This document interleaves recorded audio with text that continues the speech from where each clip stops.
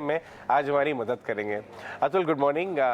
हमारे स्टूडियोज में आप आते हैं ना, तो एक बार के लिए तो हम सबको जो है ना कॉम्प्लेक्स हो जाता है कि थोड़ी डाइट को ध्यान रखना है, थोड़ा एक्सरसाइज टाइम पे करना है। नहीं है ऐसी कोई बात नहीं है। जीते रहो, मजा करते रहो। बिल्कुल। ये बताइए कि बाजार में जो एक माहौल चल रहा है, ग्लोबल मार्केट से शुरू करते हैं। सब लोग क्वेश्चन करते रहे, संदेह करते रहे, और यूएस मार्केट्स ने जो दिसंबर से रैली दी है, इवन यूरोपियन मार्केट्स ने, आपने कैसे ऑब्जर्व किया उसको?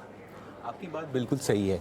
अक्टूबर में ग्लोबल मार्केट्स ने 52 वीक लो कर दिए थे, तो सब ने बोल दिया था मतलब ख़त्म हो गया है, ये इशू वो इशू। अक्टूबर और अब तक अभी भी जो नरेटिव है, जो बातचीत है, वो अभी भी नेगेटिव है। ठीक है, आपका बैंकिंग प्रॉब्लम हो गया, यूक्रेन वॉर खिंच रही है, ये हो रहा है, वो हो रहा है, तो नेगेटिव न्यूज़ आती रही है। बट द ब्यूटी इज़ कि ये सब मार्केट जो है धीरे धीरे ऊपर आते रहे हैं। अगर आप देखें तो एक जो हम कहते हैं थोड़ा टर्म में कि 3 हायर बॉटम्स, हायर टॉप्स जो है, ये एक बहुत क्लासिक डाउ थ्योरी है एक बाज़ार को देखने का, कि जो मार्केट बढ़ता है उसकी दूसरी सीढ़ी उससे ऊपर होती है और तीसरी सीढ़ी ऊपर होती है, तो इसे लगता है ऊपर चढ़ रहे हो। अगर अगली सीढ़ी नीचे है और दूसरी सीढ़ी नीचे है, तो आपको लग रहा है कि आप नीचे उतर रहे हो। तो बाज़ार भी जो है वो एक सीढ़ी ऊपर करके 3 सीढ़ियाँ चढ़ गया है। और अगर आप S&P 500 देखिए, क्योंकि ये मैं सोचता हूँ बहुत अहम मार्केट है ग्लोबल मार्केट्स एनालाइज करने के लिए, यहाँ पे जो 4200 का लेवल है, अब हम 4150 के करीब है, ये बहुत ज़रूरी है। ये मार्केट्स एक्चुअली 1 ईयर हाई पे निकल जाएंगी बियॉन्ड दिस पॉइंट, और उसके बाद मुझे लगता है कि ये जो मंदी का माहौल है, डर है, ये थोड़ा निकल जाएगा, और फिर जो बोलते हैं बुल्स वापस एक कंट्रोल में आ जाएंगे। तो मुझे लग रहा है कि ग्लोबली जो है मार्केट्स एक अच्छा बेसिंग बना रहे हैं। लेकिन ये तो यूएस की बात रही, यूरोप भी एक हिस्सा है। अगर आप यूरोपियन मार्केट्स देखें तो ये तो 52 वीक हाई तक पुश कर रही हैं। जैसे पिछले 1-2 हफ्ते पहले जो जर्मनी था, सबसे अहम मार्केट है यूरोप का, उसने 52 वीक हाई क्रिएट किया था। तो नरेटिव, भाषा, डर अलग है, बट जो डर के बीच में भी या नेगेटिव न्यूज़ के बीच में भी अगर मार्केट ऊपर चलती रहती है, ये एक बेसिंग फॉर्मेशन का मुझे एक संदेश लगता है। बिल्कुल। हमने इंडियन मार्केट में एक अंडर परफॉर्मेंस देखी है इधर, अब धीरे लैच ऑन करने की कोशिश कर रहा है। वो जो 16,850 के आसपास का लो बन के रिबाउंड किए 1000 point, Indian market setup versus global आपको कैसा नजर आता है? देखिए, जब global markets actually 52 week low कर रही थी, इंडियन मार्केट्स न्यू हाई करते हैं। हमने नवंबर दिसंबर में new high, life time high कर दिया था। तो एक बहुत ही एक आउट परफॉर्मेंस हो रहा था उस समय, सच में ट्रेंड वैसा था, और हमें एक फीलिंग थी कि भाई हम लीडरशिप करेंगे। बट आप देखेंगे कि फरवरी के एंड में, जब बजट के करीब और पहले, ये जो आउट परफॉर्मेंस थी, ये काफ़ी जोर से बैकसीट हो गया। वहाँ पे क्या हुआ था? वहाँ पे ये जो अडानी का इशू हुआ था, तो आप देखेंगे कि शायद हम इसको क्वांटिफाई नहीं कर पाए, हमें एग्जैक्ट नंबर्स नहीं पते, बट जब इतना वेल डिस्ट्रक्शन होता है, कहीं किसी को तो भरना पड़ता है। ऐसा नहीं है कि इतने बिलियंस ऑफ डॉलर्स का आपका मार्केट कैप उड़ जाए और किसी को कहीं पेन ना हो, तो वो पेन तो हमको सहन करनी पड़ेगी। बहुत सारे retail investors are going through the pain, stocks आधे से ज़्यादा घट गए हैं, और मोर इम्पॉर्टेंटली ये जो इंडिया का एक शाइन था ग्लोबली, वो थोड़ा उतर गया है। बट मुझे लगता है कि ये जो लेवल है 18,200 का, मुझे याद है ये कुछ बजट का भी उस टाइम बहुत अच्छा बजट था, उसके बाद भी मार्केट चला नहीं, तो ये एक 18,200, जैसे मैंने आपको बताया 4,200 S&P 500 का, मुझे लगता है कि इंडियन मार्केट्स में निफ्टी का 18,200 का एक लेवल अच्छा होगा, क्योंकि ये वही लेवल है जहाँ से ये इश्यूज आए थे, और जब हम इसे निकाल देंगे तो ये होपफुली ये हमारे पीछे होंगे और कोई और ग्लोबल। बट ग्लोबल मार्केट्स जो है वहाँ पे इस टाइम जल्दी ब्रेकआउट्स आएंगी, इंडिया का कैचअप होगा, शायद थोड़ा लेट होगा। अतुल, आप ब्रॉडर मार्केट भी देखते हैं, और क्या जैसे आपने यूएस मार्केट में बताया ना, ब्रॉडर मार्केट इंडेक्स को आप ज़्यादा देख रहे हैं, यहाँ पे ब्रॉडर मार्केट एक्टिविटी भी थोड़ा पहले ही शुरू हो गई है। कोई ब्रॉडर मार्केट एक्टिविटी का इंडिकेटर यहाँ जो आपको बता रहा हूँ, ब्रेथ अच्छी है? आपने बिल्कुल सही कहा कि आजकल देखिए इंडेक्स में ज़्यादा मूवमेंट नहीं है, तो आदमी बोल रहा है, बोलता है क्या मार्केट है, कुछ नहीं है, बट वो बात नहीं है। अगर आप इंटरनल्स देखिए तो आप एक बहुत सिंपल मेजर है, कोई भी कर सकता है, 52 week high versus 52 week low. जब मार्केट बेयर फेज में होता है तो 52 वीक लो का बहुत लिस्ट लंबा होता है, और जब बुल फेज होता है तो वो लिस्ट लंबा होता है। तो फिलहाल भाई आप कह सकते हो ना हम बुल फेज में हैं ना बेयर फेज में हैं, हम एक कंसोलिडेशन कर रहे हैं। बट इसमें भी अब आप देखिए कि फॉर हर 10 स्टॉक जो 52 वीक हाई क्रिएट कर रहे हैं, एक या दो स्टॉक शायद 52 वीक लो, और ये हिंदुस्तान में नहीं है, ये इवन यूएस में है कि जो इंटरनल्स होते हैं मार्केट के, उससे आप 52 वीक हाई लो एक बहुत सिंपल वे है, आप भी देख सकते हो स्क्रीन पे, आपको कोई सॉफ्टवेयर नहीं चाहिए। बट जब ज़्यादा स्टॉक 52 वीक हाई कर रहे हो, एक दिखा रहा है कि इंटरनली जो मार्केट है वो एक बुलिश फेज में आ रहा है, वो यूएस में भी हो रहा है, वो इंडिया में भी हो रहा है। राइट सतुल, तो ये सारी चीज़ें आपने सेटअप टेबल पे रखी है हमारे लिए। इस समय राइट स्ट्रैटेजी क्या होगी before I come to different sectors? क्योंकि दो तरह के लोग हैं बाजार में, एक तो मोमेंटम खेलते हैं, ट्रेडर्स हैं, और दूसरे पोर्टफोलियो एलोकेटर्स भी है जो आपकी बात सुन के अपने हिसाब से DIY कर लेते हैं। तो क्या ये विंडो जो है अब नेक्स्ट 2-3 साल की ओपन हो रही है और इस समय अब एलोकेशन शुरू कर देना चाहिए अगर अभी तक नहीं किया है? क्योंकि लोग रियर व्यू मिरर लास्ट 1.5 साल 2 साल का देखते हैं, क्लैरिटी आएगी तब पैसा लगाएंगे। स्ट्रैटेजी क्या होनी चाहिए? ये तो एग्जैक्टली वही होता है कि बहुत सब रेयर व्यू मिरर पे होते हैं, बट द ब्यूटी क्या है कि जब रेयर व्यू मिरर धुंधला होता है आगे रिटर्न्स ज़्यादा अच्छे होते हैं, और जब रेयर व्यू मिरर बहुत अच्छा होता है जनरली आगले धुंधलापन होता है। तो उसमें क्या होता है कि ये बहुत क्लासिक है, buy when others are fearful, sell when others are greedy, तो ये सब बफेट की लाइन है, बट ये क्या करने के लिए बहुत मुश्किल होती है, क्योंकि जो इमोशन है ना वो 90% इस गेम का हिस्सा है। ये तो इंटेलेक्चुअली हम सब सीख गए, हमने जब सब CA किए, MBA किए, तो ये हम पहले 5 साल में ही सीख जाते हैं। उसके बाद तो जो लड़ाई है वो तो अंदरूनी है, और वो हर इन्वेस्टर के लिए होती है। तो वही है, पिछले 1-1.5 साल बोलते हैं FD में डालना चाहिए था, FD से आपका क्या रिटर्न है 1 साल में। तो क्या है, लोगों का टाइम होता है इसको टाइम होराइजन को क्रंच करना और ये नंबर्स को खेलने पे। बट जब आप देखेंगे ये इंटरनल्स में भी बहुत से सेक्टर्स और स्टॉक्स में रोटेशन हो रहा है। ठीक है, आप देखेंगे कि बहुत सारे नए सेक्टर्स उभर के आ रहे हैं। जो नंबर ऑफ स्टॉक्स जो 52 वीक हाई कर रहे हैं, ये कौन से सेक्टर्स के हैं? और ये आप देखेंगे ये जो पिछले लीडर्स थे वो नहीं है, ये नई लीडरशिप आ रही है। यहाँ से लीडरशिप आपको पहले लार्ज कैप की बात करते हैं, लार्ज कैप में लीडरशिप सेक्टर्स आपको कौन से नजर आते हैं? देखिए, हमारे PMS में जो है हम एक ट्रेंड फॉलोअर हैं। हमारा काम, हम सोचते हैं कि अगर आप ट्रेंड को पकड़ लें तो 70% आपका काम हो जाता है, फिर कंपनी चुनना बहुत ईजी हो जाता है। तो हम ये सेक्टर्स या थीम्स पे बहुत फोकस करते हैं। तो इस समय जो हमें मार्केट में थीम्स लग रहे हैं कि जैसे हमारा टॉप होल्डिंग है इलेक्ट्रिकल इक्विपमेंट्स, हमने 15% वेटेज उसमें दिया हुआ है, जहाँ पे आपका इंडेक्स का होगा नेग्लिजिबल।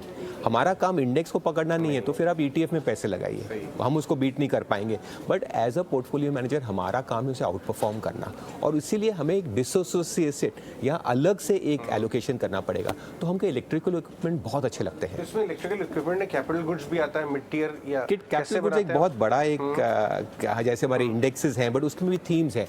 इंजीनियरिंग अलग है, इलेक्ट्रिकल इक्विपमेंट अलग है।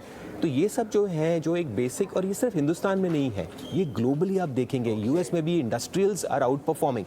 लोग क्या है टेक में लगे हुए हैं या कोई फार्मा लग रहे हैं, क्योंकि ये पिछले लीडरशिप थे, सबके पास ये माल घर पे भरा हुआ है, तो वो सब वो देखते हैं, और वहाँ पे कहानी है, स्टोरी है, एक्साइटमेंट है। अब ये सब इंजीनियरिंग कंपनी में कहाँ एक्साइटमेंट है, कहाँ एक क्वार्टरली नंबर आती है, मैनेजमेंट आपको फोन पे भी नहीं मिलती है।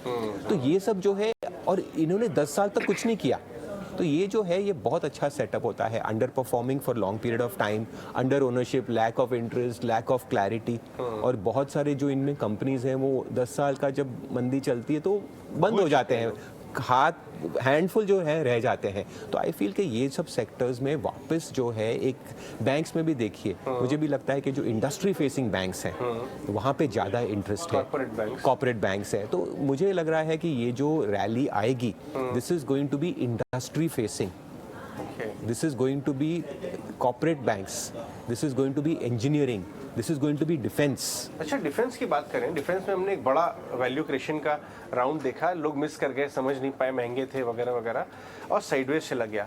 अब हमने ऑर्डर बुक पिकअप होते देखा, स्टॉक में मूवमेंट आ रहा है, आप डिफेंस को कैसे खेल रहे हैं?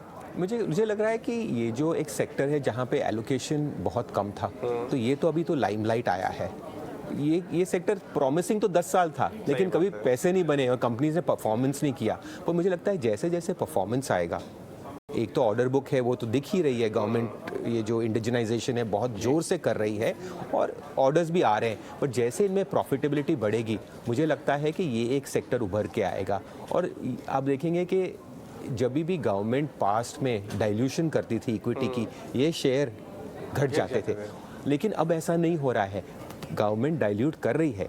पीएसयूज में एक बहुत बड़ी प्रॉब्लम है कि गवर्नमेंट डाइल्यूशन, क्योंकि जैसे वो शेयर बढ़ते हैं वो डाइल्यूट कर देते हैं, तो इसीलिए इसमें कभी बड़ा पैसा नहीं बढ़ता था। लेकिन मैं ये देख रहा हूँ कि जो डिफेंस कंपनीज में डाइल्यूशन होने के बावजूद भी शेयर जो है उससे ऊपर चल जाता है। तो मुझे इसलिए लगता है कि डिफेंस एक बहुत बड़ा ट्रेंड है, और ये सिर्फ हिंदुस्तान में नहीं है, ये ग्लोबली है। ये रशिया यूक्रेन वॉर ने बहुत सी कंट्रीज़ को एक बार सोचने पे मजबूर कर लिया है कि जंग एक सच्चाई है, हो सकती है और उसकी तैयारी होनी चाहिए। और ग्लोबल बाइंग हो रही है इस समय। करेक्ट।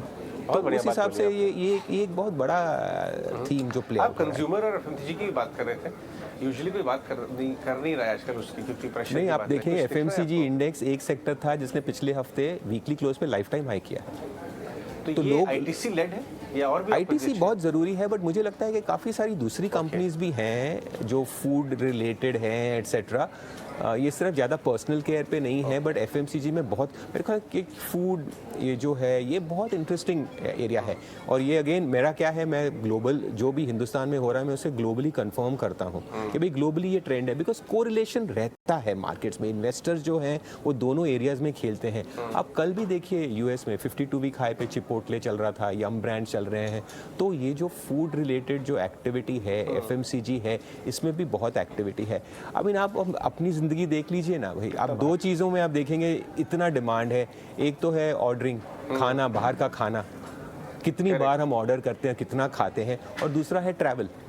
आप हवाई समर हॉलीडेज आ रहे हैं, होटल के रेट्स देख लीजिए, हवाई जहाज़ के रेट देख लीजिए। तो इस हिसाब से होटल्स में कुछ पसंद आया आपने अपने पोर्टफोलियो का पार्ट? देखिए अनफॉर्चुनेटली हम उसको मिस कर गए, हमारे पास होटल्स के स्टॉक नहीं है, बिकॉज शायद उनको बहुत ज़्यादा रनवे नहीं था। क्यों, हमें क्या है, थोड़े लॉन्गर टर्म ट्रेंड्स चाहिए, बट अब तो उनके बन रहे हैं और गोइंग अहेड मुझे लग रहा है कि ये एक पॉसिबिलिटी हो सकती है। QSR आपको पसंद है? Devyanis, Westlife, Jubilants of the world? I think मेरे हिसाब से कि ये सब जो हैं ये ग्लोबली आप देखेंगे कि एक हैबिट चेंज हो रही है। आप रेस्टोरेंट्स में चले जाइए, आज भी वीकेंड्स पे चले जाइए, वीकडेज पे जाइए, तो काफ़ी भरे हुए लगते हैं। तो मुझे लग रहा है कि ये food as a industry has been a बहुत बड़ा बेनिफिशियरी पोस्ट कोविड। एक आखिरी सवाल अतुल मैं आपसे पूछना चाहूँगा, क्योंकि आपके यहाँ काफ़ी अच्छे इन्वेस्टर आपके पोर्टफोलियो में पीएमएस में जुड़े हुए हैं, आप मिलते रहते हैं। एक सेंस ऑन ग्राउंड जो है अच्छे बड़े इन्वेस्टर्स का, फ्रॉड क्लीन हो चुका है आपको लगता है बाजार से? क्या सेंस आ रहा है, लोग वापस आना चाहते हैं या अभी भी फेंस सिटर्स ज़्यादा हैं? फेंस सिटर्स ज़्यादा हैं। लोगों को, मैं जैसे कह रहा हूँ कि नेगेटिव न्यूज़ आती रहती है, लोग बेरिश होते हैं और मार्केट बढ़ती रहती है, ये एक बहुत अच्छा साइन। तो जब जैसे ब्रेकआउट्स आते हैं, जितना मर्जी आप कह दीजिए कि buy when there is blood on the street और buy when all are selling, लेकिन वो कभी काम नहीं करता। अल्टीमेटली जो मोमेंटम है वो पैसा अट्रैक्ट करती है। तो यस, स्मार्ट मनी इसको यूज़ कर रहा है ये फेज़ को एलोकेट करने के लिए, यहाँ सेक्टर रोटेशन करने के लिए। बट जो मेजॉरिटी है जो है, मैं उन SIP वालों की नहीं बात कर रही कि उनकी तो दाद देता हूँ, क्योंकि उन्होंने I think the best allocation call लिया है पिछले 10 साल में हिंदुस्तान के। बट जो चंकी मनी होता है वो ज़्यादा मोमेंटम चेस करता है। तो अभी क्या है, वो कहीं और ढूंढ रहे हैं, ये है। और उनका क्या होता है, टाइम फ्रेम के पिछले 1-1.5 साल 2 साल में क्या बना, पिछले 1-1.5 साल में कुछ ज़्यादा बना नहीं है इस मार्केट में। तो इस हिसाब से थोड़ा वो एक बायस रहता है, but which is always positive. जब सब बुलिश हो जाते हैं तो तब तकलीफ होती है, because all the bullets are fired. तो गन में और बुलेट्स रहती नहीं है, अब सबकी गन में बुलेट्स भरी हुई है। तो अगर ये मार्केट ब्रेकआउट करेगा तो फायर करने के लिए बहुत वेपन्स हैं अभी। बट ये आपको लगता है कि वापस से उस लोज को टेस्ट करने के लिए बाजारों में बहुत ज़्यादा नेगेटिव न्यूज़ लगेगी अब इतनी आसानी से? देखिए, दुनिया का फ्यूचर कोई नहीं जानता, ये बात है, कोई अनफॉर्सीन आ गई। बट प्राइमा फेसी जैसे मार्केट है, मुझे लग रहा है इनफैक्ट मार्केट बेसिंग और बॉटमिंग कर रहा है, हायर बॉटम्स बना रहा है। ये एक बेयर मार्केट का नहीं होता है, ये एक रिपेयर का फेज होता है, और जिसमें जब ब्रेकआउट आएगी अपने आप मोमेंटम आ जाएगा, अपने आप नरेटिव चले आएगा, अपने आप लोगों को आ जाएगा, अपने आप लीडरशिप आ जाएगी। तो मुझे लग रहा है कि ये शायद थोड़ा टाइम लग रहा है, बट मुझे लग रहा है कि ऐसा एक माहौल बन रहा है, and that is what I see as far as markets, और that's how we are position In your portfolio. Yes we are fully invested. और हमारा जो मेजर एलोकेशंस हैं वो है electrical equipment, engineering, we have FMCG, food related, defence है। तो ये सब जो है हमारे ओवरवेट सेक्टर्स हैं। शानदार, बहुत बहुत शुक्रिया अतुल हमसे बात करने के Thank लिए। you. अतुल सूरी बाजार के बारे में बता रहे थे कि बेस फॉर्मेशन हो रहा है, वो कैसे इस समय पोजीशन है, और इन सब के बावजूद भी लार्जली जनता अभी फेंस सिटर्स है। ये भी इन्हें कंफर्ट दे रहा है कि बहुत ज़्यादा ओवर क्राउडेड नहीं है, बाजार में फ्रॉथ क्लीन हो चुका है।